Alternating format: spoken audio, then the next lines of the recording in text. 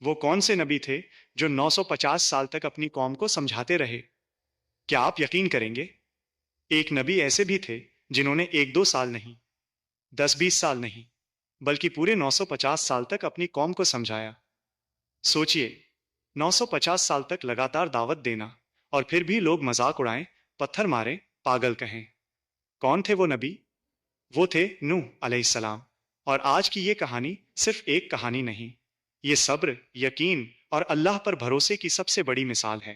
قرآن خود گواہی دیتا ہے، وَلَقَدْ أَرْسَلْنَا نُوحًا إِلَىٰ قَوْمِهِ فَلَبِثَ فِيهِمْ أَلْفَ سَنَةٍ إِلَّا 50 عَامًا۔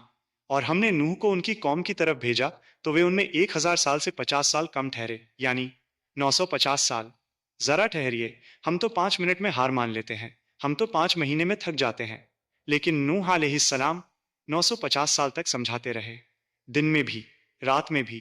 قرآن کہتا ہے، قال ربی انی دعوت قومی لیلا ونہارا۔ اے میرے رب، میں نے اپنی قوم کو رات اور دن پکارا۔ سوچئے، ہر دروازے پر دستک، ہر دل تک آواز، لیکن جواب کیا ملا؟ مذاق، انکار اور طعنے۔ قرآن کہتا ہے، وَإِنِّي كُلَّمَا دَعَوْتُهُمْ جَعَلُوا أَصَابِعَهُمْ فِي آذَانِهِمْ۔ جب بھی میں نے انہیں بلایا، انہوں نے اپنی انگلیاں اپنے کانوں میں ڈال لیں، یعنی وہ سننا ہی نہیں چاہتے تھے۔ اب ذرا سوچئے، 950 سال اور گنتی کے لوگ ایمان لائے۔ کسی اور کی جگہ ہوتے تو شاید کہہ دیتے، بس اب بہت ہوا۔ لیکن نوح علیہ السلام نے ہار نہیں مانی۔ انہوں نے اپنی قوم سے کہا، استغفروا ربکم انہ کان غفارا۔ اپنے رب سے معافی مانگو، وہ بہت معاف کرنے والا ہے۔ انہوں نے سمجھایا، لیکن قوم نے جواب میں کیا کیا؟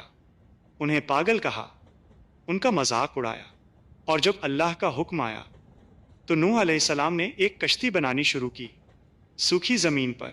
لوگ ہنستے تھے، دیکھو یہ پاگل ناؤ بنا رہا ہے، لیکن قرآن کہتا ہے، وَيَصْنَعِ الْفُلْكَ، اور وہ کشتی بنا رہے تھے۔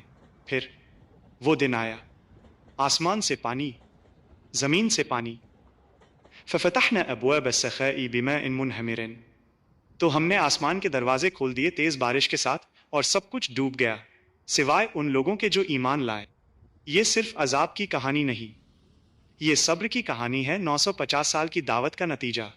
ہو سکتا ہے لوگ آپ کو نہ سمجھیں، ہو سکتا ہے لوگ آپ کا مذاق اڑائیں، لیکن اگر آپ حق پر ہیں تو ڈٹے رہیے، کیونکہ نوح علیہ السلام کی زندگی ہمیں سکھاتی ہے، کامیابی لوگوں کی تعداد سے نہیں، بلکہ اللہ کی رضا سے ملتی ہے۔